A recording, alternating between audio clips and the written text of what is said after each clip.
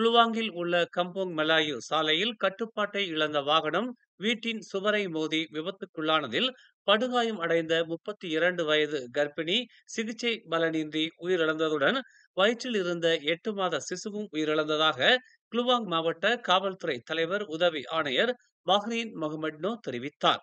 நேற்று பிற்பகல் தன் பெண் நண்பருடன் குல்வாங்கிற்கு சென்று கொண்டிருந்த போது இந்த விபத்து நிகழ்ந்ததாகவும், இரவு 8 மணிக்கு கருவில் இருந்த சிசு உயிரிழந்த நிலையில், இன்று பிற்பகல் 1:59 மணியளவில் 32 வயதான தாயும் சிகிச்சை பலன் இன்றி மருத்துவமனையில் உயிரிழந்தார். சிறிய விபத்து என்ற போதிலும் இரத்தப்போக்கு அதிகம் ஏற்பட்டதால் சிசுவும் தாயும் உயிரிழந்ததாகவும், உடன் இருந்த 28 வயது பெண் நண்பர் சிராய்ப்பு காயங்களுடன் உயிர் தப்பியதாகவும் பஹ்ரீன் முகமட்னோ தெரிவித்தார். 3000 வெள்ளி பணம் கேட்டு கொடுக்காததால் 60 வயது தாயாரை கொலை செய்த வழக்கில் 24 வயது மகனும் 20 வயது அவரின் காதலியும் கைது செய்யப்பட்ட நிலையில் அவர்களின் ஜாமீன் மனுவை பட்டர்வர்த் மஜிஸ்ட்ரேட் நீதிமன்றம் தள்ளுபடி செய்தது. கைது செய்யப்பட்டுள்ள இருவரின் கை தொலைபேசியில் அவர்கள் கொலை செய்ததற்கான ஆதாரங்கள் இருப்பதாகவும், இருவரும் கைது செய்யப்படும் போது போதைப் பொருள் பயன்படுத்தி இருப்பதும் பரிசோதனையில் தெரிய வந்துள்ளது. இந்நிலையில் அவர்களுக்கான ஜாமீன் மனுவை நிராகரித்து மேலதிக விசாரணைக்காக அவர்களை நீதிமன்ற தடுப்பு காவலில் வைக்கும்படி நீதிமன்றம் உத்தரவிட்டது. லிப்பிஸில் உள்ள சாலையில் கட்டுப்பாட்டை இழந்த சொகுசு வாகனம் விபத்துக்குள்ளானதில் வாகனத்தை சோதனையிட்ட காவல்துறையினர் 80 லட்சம் வெள்ளி மதிப்பிலான போதைப் பொருளை பறிமுதல் செய்ததாக பகாங் மாநில காவல்துறை தலைவர் டத்துஸ்ரீ யகாயா ஒஸ்மான் தெரிவித்தார். நண்பகல் 1 மணிக்கு விபத்து குறித்து தகவல் கிடைத்த நிலையில் வாகனத்தில் இருந்த 67 வயது மற்றும் 31 வயது உள்ளூர் நபர்களை கைது செய்ததாக அவர் கூறினார். சம்பந்தப்பட்ட சொகுசு வாகனத்திலிருந்து 275.476 கிலோகிராம் எடையிலான ஷாபு வகை போதைப் பொருள் பறிமுதல் செய்யப்பட்டதாகவும், அதன் மொத்த மதிப்பு 88,80,283 வெள்ளி என கணக்கிடப்பட்டுள்ளதாகவும் டத்தஸ்ரீ யகாயா ஒஸ்மான் கூறினார். சொஸ்மா சட்டத்தின் கீழ் சிறையில் அடைக்கப்பட்டுள்ள தங்கள் அன்புக்குரியவர்களின் நல்வாழ்வு குறித்து அவசர பதில்களை கோரி சொஸ்மா கைதிகளின் குடும்பத்தினரிடமிருந்து வந்த குறிப்பாணையை உள்துறை அமைச்சு ஏற்க மறுத்ததை அடுத்து அவ்விவகாரத்தில் தலையிடுமாறு பிரதமர் டத்தஸ்ரீ அன்வார் இப்ராஹிமை ஒரு தன்னார்வ தொண்டு நிறுவனம் கோரியுள்ளது.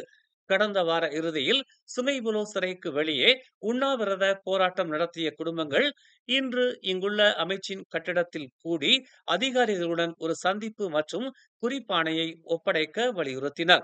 மனித உரிமைகள் குழுவான ஸ்வராமின் நிர்வாக இயக்குனர் செவன் துரைசாமி உள்துறை அமைச்சின் அதிகாரி ஒருவர் குடும்பங்களை சந்தித்ததாகவும், ஆனால் அவர்களின் கவலைகளை தெரிவிப்பதாக மட்டுமே கூறியதாகவும் தெரிவித்தார்.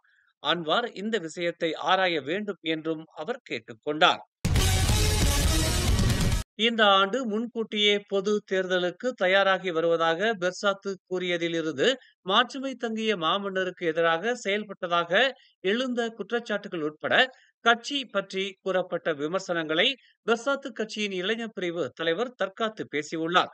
ஜனநாயகத்திற்கு உறுதி அளித்த ஒவ்வொரு அரசியல் கட்சியும் எப்போதும் தேர்தலுக்கு தயாராக இருப்பதை உறுதி செய்வது அதன் பொறுப்பு என்று சப்ராங்ஜியா சட்டமன்ற உறுப்பினர் இஸ்கார் ஷா அரீப் ஷா தெரிவித்துள்ளார். பேரரசரின் விருப்பங்களை பெர்சாத்து அவமதித்ததாக குற்றம் சாட்டும் சம்பந்தப்பட்ட எம்பிக்களின் கூற்றுகள் மடானி அரசாங்கத்தின் தோல்விகளில் இருந்து பொதுமக்களின் கவனத்தை திசை திருப்பும் ஒரு மலிவான முயற்சியாகும் என்று அவர் ஒரு அறிக்கையில் தெரிவித்தார். அன்வார் இப்ராஹிம் நிர்வாகம் பொருளாதாரத்தை நிர்வகிக்க தவறியதாகவும், வாழ்க்கை செலவீன உயர்வை கட்டுப்படுத்த தவறியதாகவும் குற்றம் சாட்டிய அவர், அன்வார் இப்ராஹிம் நிர்வாகத்தின் மீது மலேசியர்கள் பொதுவாக நம்பிக்கையை இழந்து வருவதாகவும் அவர் கூறினார். எனவே முன்கூட்டியே பொது தேர்தலுக்கான சாத்தியக்கூறு என்பது நிராகரிக்க முடியாத ஒரு உண்மை என்று பெர்சாத்து இளைஞர்களின் தேர்தல் பணியகத்தின் தலைவரான இஸ்கார் தெரிவித்தார்.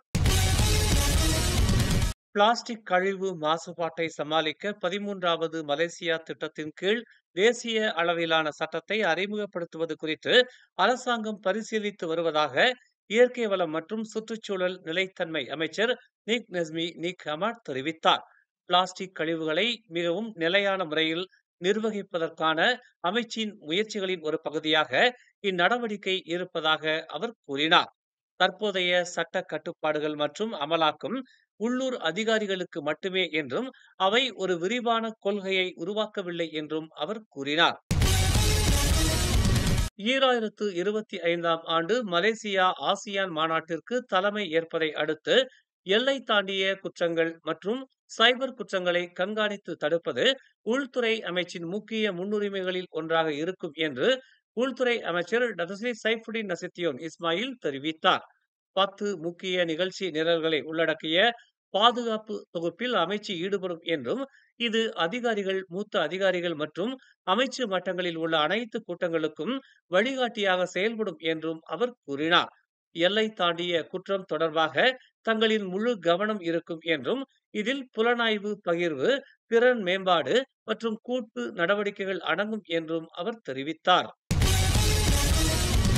பொது விடுமுறையை முன்னிட்டு ஜொகூர் மாநில போக்குவரத்து குற்றப்புலனாய்வு துறையினர் மேற்கொண்ட சோதனையில் 159 வாகனங்கள் பறிமுதல் செய்யப்பட்டுள்ளன.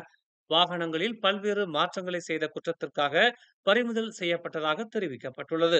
29,802 வாகனங்களை சோதனையிட்டதில் 12,931 சம்மன்கள் வழங்கப்பட்டுள்ளதாகவும் ஜேபிஜே ஜொகூர் தெரிவித்துள்ளது. 120 மோட்டார் சைக்கிள்கள், 21 கார்கள், 18 பிற வாகனங்கள் பறிமுதல் செய்யப்பட்டுள்ள நிலையில் வாகனத்தின் உரிமையாளர்களிடமும் விசாரணை நடத்தப்பட்டு வருவதாக தெரிவிக்கப்பட்டுள்ளது.